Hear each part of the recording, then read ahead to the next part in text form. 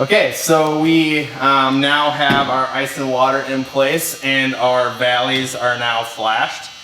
So the last step that we're gonna do now is put some ice and water over the remaining portions of the roof. Some tar paper over the remaining portions of the roof. It acts very similar to the ice and water.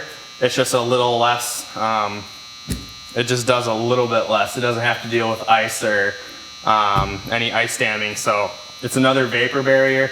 It helps to prevent any moisture from condensation that's going to happen from your warm side inside the roof and your cold side. Those two zones clash and creates some moisture. It's going to help protect the sheathing from that moisture, and again, any moisture that happens to get up underneath those shingles, it'll help deflect that down towards the bottom of the roof as well.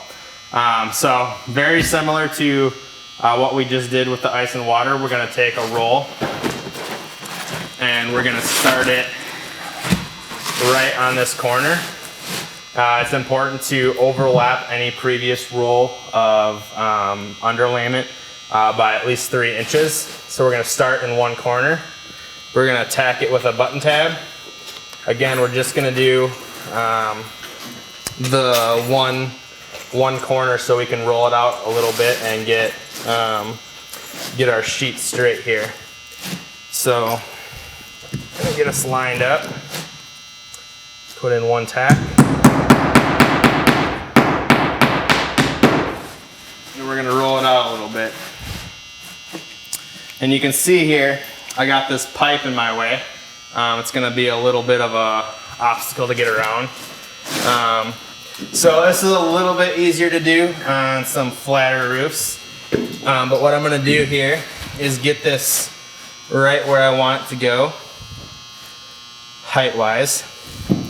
And then what you can do is you can take your roll here and you can roll it right up next to where it needs to go.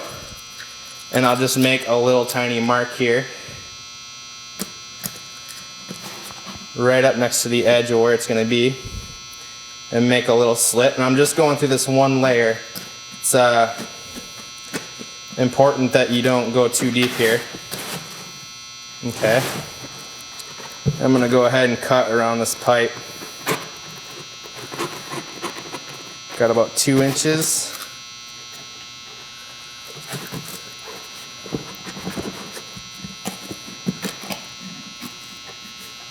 Okay. Make that final cut. And now should be able to lift this up and over the pipe. I'm gonna go ahead and unbutton this for a sec.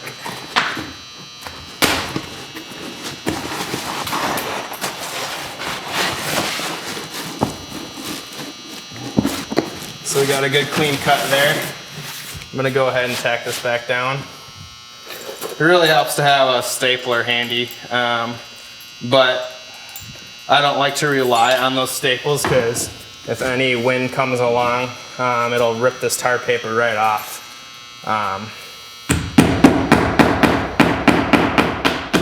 So I'm a big fan of these button tabs.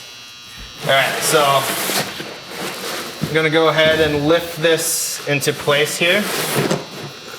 Tack it over here. Now again, I'm getting close to this valley. So I don't want to put any nails in that valley. I'm going to stay at least a foot away.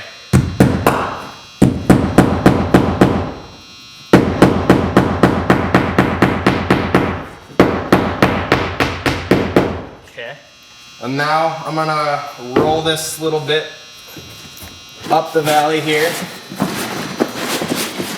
And I like to use this tin kind of as a guide for me to cut. One, it's going to be a straight edge, and two, if you cut on the tin, you don't have to worry about cutting through to this layer of ice and water. So I'm going to go ahead and trim this in place right along that tin.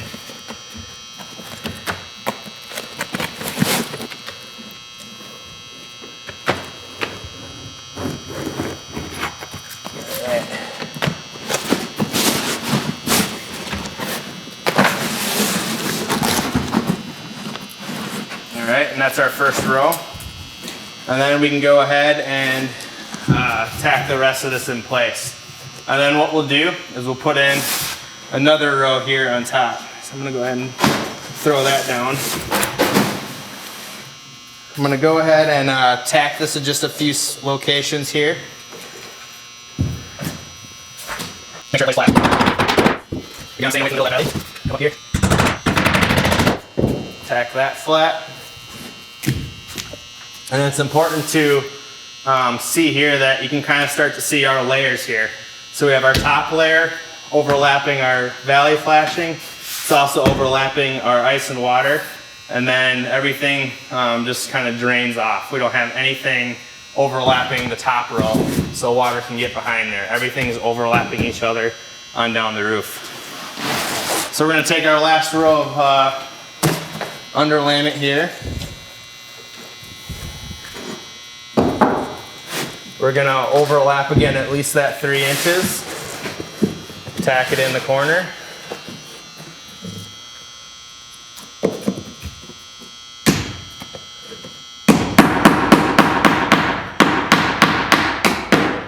Roll it on out. Normally you don't have a garage door in your way.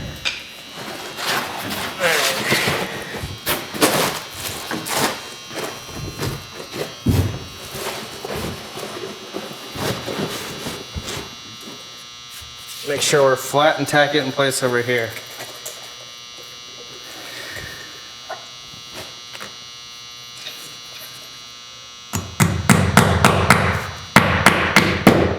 All right, so I like to, if you see it, we had that full width of ice and water here.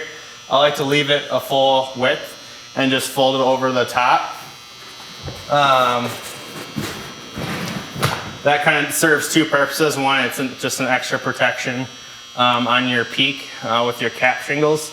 And 2, a lot of times you're not ready to shingle right away.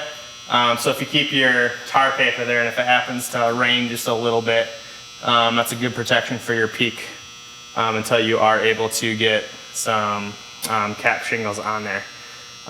So we'll go ahead and trim this piece right along our valley here. We're gonna go ahead and tar paper our dormer as well in the same fashion, just coming from the other direction. And then we'll be ready to start shingling.